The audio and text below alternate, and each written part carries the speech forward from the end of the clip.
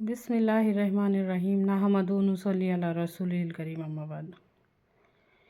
امتحان سے بھی بڑا امتحان یہ ہے کہ ہم کو ہے نا سیدھے راستے کی اہمیت سمجھ میں نہیں آ رہی۔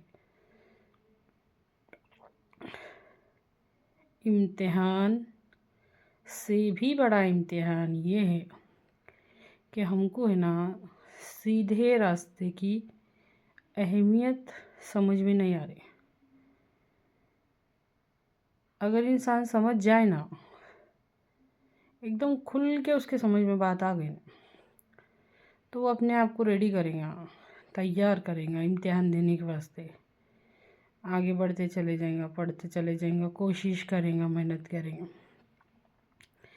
لیکن اب مسئلہ سب سے پہلے تو یہ ہے کہ ہدایت کی اہمیت ہی نہیں سمجھ میں آ رہی۔ غور کیجئے اس بات میں۔ ہم لوگ ہیں نا، ہمارے نبی صلی اللہ علیہ وسلم کے دور کے بہت بعد کے لوگ ہیں، بہت بعد کے لوگ ہیں۔ ہوتا کیا معلوم ہے کیا؟ جو چیز نزدیک رہی نا وہ حقیقت لگتی، اور جو چیز دور رہی نا وہ حقیقت نہیں لگتی، وہ گمان لگتا۔ بس ہم دنیا کا چکر دن رات دیکھ اسی میں کھو گئے، بھول بھلیا کے جیسا۔ ہدایت کی اہمیت نہیں سمجھ میں آ رہی، یہ بہت بڑا مسئلہ ہے۔ سیدھے راستے کی سمجھ کی اہمیت ہمارے سمجھ میں نہیں آ رہی۔ اللہ رحم کرے، ایسا حال ہے کہ بدلنے کو تیارش نہیں ہے۔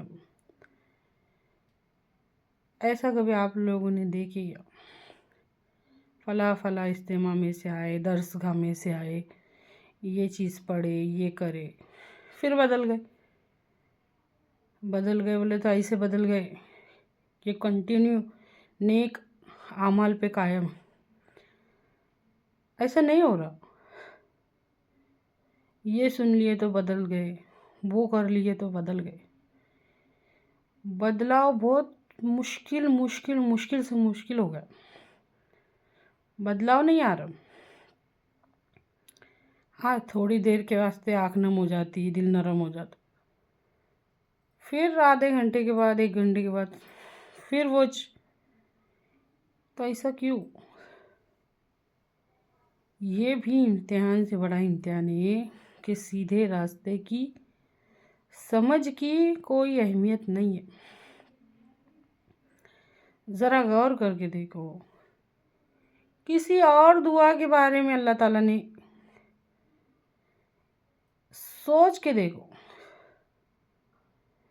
ایسے مانگنے نہیں لگایا جیسے ہدایت مانگنے لگایا ہمارے رب نے۔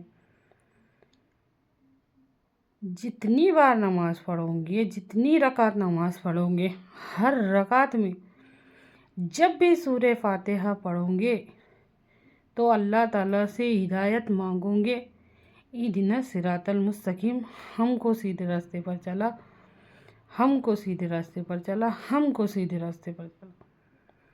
تو غور کر کے دیکھو کہ ہمارے رب کے نزدیک اس چیز کی اہمیت کیا ہوں گی۔ سوچ کے دیکھو، جس کو ہم سمجھنے کے واسطے تیار نہیں ہیں، ہمارے رب کے نزدیک دن بھر میں 48 مرتبہ مانگنے لگا رہا ہمارا رب۔